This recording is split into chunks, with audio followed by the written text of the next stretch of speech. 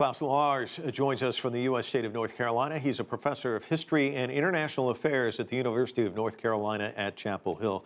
So negotiations break down. The German chancellor says she'd rather go to another round of elections than try and form a minority government. But would another round of elections settle things? Because some are even suggesting that the far-right alternative for Germany party might actually pick up even more seats next time around. How do you see it? Yeah, it's a very difficult situation at the moment. But one should immediately say that, Germany now has an acting government and an acting chancellor. So there is a government, there is not chaos, so there is still stability in the country. But of course, in due course, a proper government, not an acting government, has to be formed. And essentially, I think Merkel has four options. She can continue talking with the partners she talked to for the last 4 weeks. That has proven not very successful, and I would say that is pretty useless to attempt that again. Then, of course, she has the option to go again for a grand coalition with the second strongest party in the German parliament, the SPD. The SPD has ruled that out, but I believe that perhaps the last word hasn't been spoken here, because, of course, appeals to national responsibility for the SPD need to be made, and I think the SPD would be open to these considerations. There would be, for example, the idea that you could limit a new grand coalition to something like 2 years, and after that, new elections could be held. Another option, the third option, would be a minority government. That has never been attempted in Germany since 1949, and that is a weak option. It would create unstable governments because the government would need to rely on the parliamentary opposition parties for each and every initiative, each and every bill it wanted to get through. And that leaves the fourth option, which now is being talked about increasingly, including by Merkel herself, about having new elections. But having new elections is actually not that easy, because there were only elections in September, and the German president has rightly said, the parties have now the responsibility to convert the will of the people as expressed in September into reality. And if you want to have new elections, you need to dissolve parliament. But parliament under the German system cannot dissolve itself. So there needs to be a parliamentary election to vote for the chancellor. And if the chancellor fails twice to get an absolute majority, then the president can dissolve president eventually. But that is a very long and cumbersome process, which would take us into February, I believe.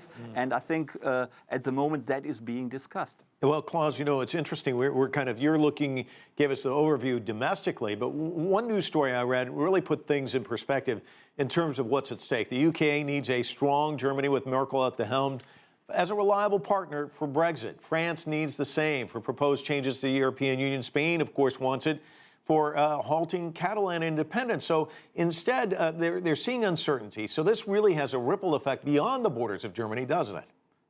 It does, yes, and Germany is an important pillar of stability in Europe, and I would say worldwide.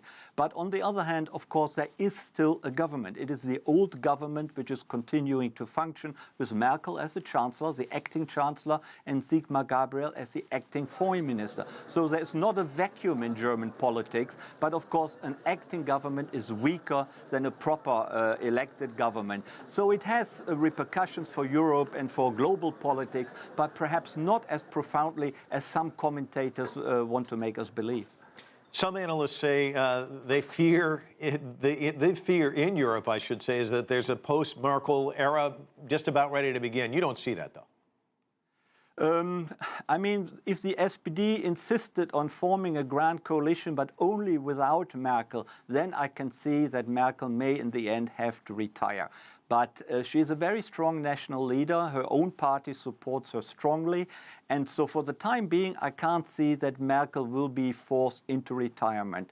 But of course, we don't know what the outcome of new elections, if there are new elections, what that outcome would be. And if here her party lost again quite profoundly, and if the right-wing AfD gained an awful lot of additional votes, that may lead to her retirement in the end. But that is quite a few months off. So for the time being, I don't think that we can talk about the end of the Merkel era.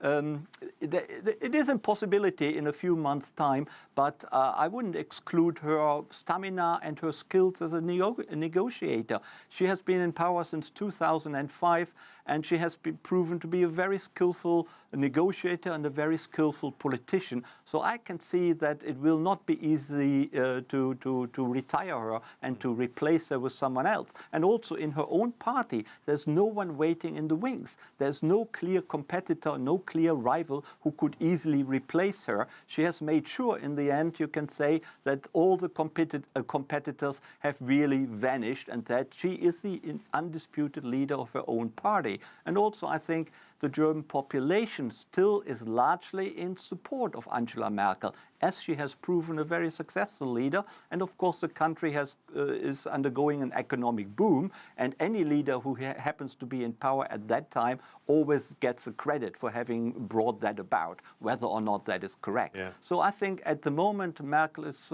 pretty unassailable. Yeah. Well, Klaus, we're going to leave it there. Thanks so much for joining us. Really Sure. appreciate it. You're welcome.